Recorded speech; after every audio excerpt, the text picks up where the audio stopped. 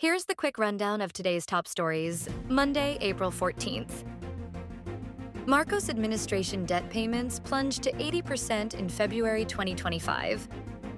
The Marcos administration's debt payments declined by over 80% in February, as it suspended its multi-billion peso principal payments to domestic creditors, offsetting the relatively negligible increase in interest payments. Data from the Bureau of the Treasury showed that the Philippine government's total debt financing only amounted to 52.2 billion pesos in February 2025, a reduction of 241.4 billion pesos compared to the 293.6 billion pesos recorded in the same month last year. The major contributor to the decline was the sharp drop in amortization payments.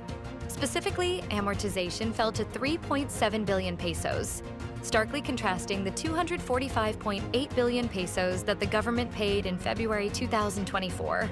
This is equivalent to a 242.1 billion peso over 98% drop. Notably, the government's payments to domestic lenders declined significantly by nearly 100% of its multi-billion peso payments in February 2024.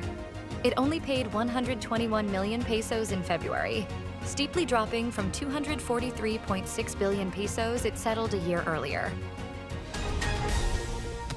Commission on Elections announced all 93 posts are open for overseas voting. The Commission on Elections announced on Monday, April 14th, that all 93 posts abroad have been opened for overseas voting. A total of 77 posts will use internet voting, while 16 posts will use Comelec's automated counting machines. As of 5 a.m., Comelec Chairman George Erwin Garcia said that 54,575 have registered for online voting. The last day for online voting will be on May 7, 2025. At exactly 11:59 p.m. on April 12, 2025, Philippine Standard Time, in accordance with Resolution Number 11061, the poll body officially ended the test voting period for registered overseas voters enrolled in the online voting and counting system. Among the features of the online voting and counting system is the test voting, wherein the registered overseas voters have been given the opportunity to familiarize themselves with the features of the new system. According to the poll chief, voter turnout is usually low when the only available mode is in-person voting.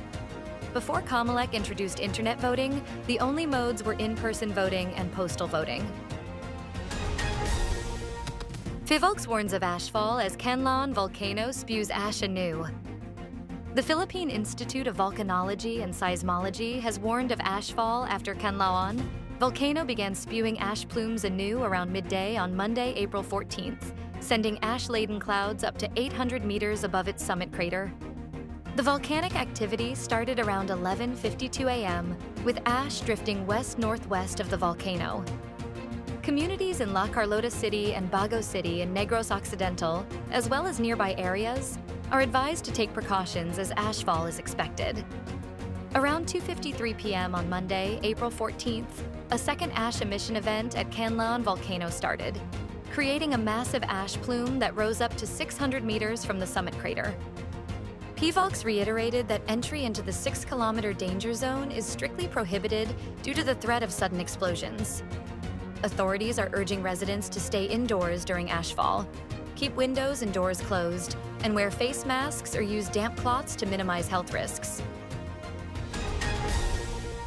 Cloudy, rainy in 3 northern Luzon areas, as hot with isolated showers in the rest of the Philippines. 3 areas in northern Luzon will experience cloudy skies with rain, while the rest of the country can expect hot and humid weather with chances of isolated rain showers over the next 24 hours, said the Philippine Atmospheric, Geophysical and Astronomical Services Administration on Monday, April 14th. The frontal system, a weather system formed by the convergence of warm and cold air, will bring cloudy skies and rain to Batanes, Cagayan, and Apayao. Meanwhile, the easterlies, or warm wind coming from the Pacific Ocean, will bring cloudy skies with scattered rain showers and thunderstorms to Zamboanga Peninsula, Basilan, Sulu, and Tawi-Tawi.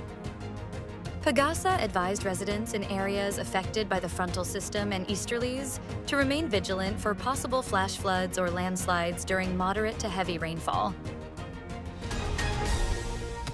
Russian missiles hit Ukrainian city of Sumy during Palm Sunday celebrations, killing more than 30.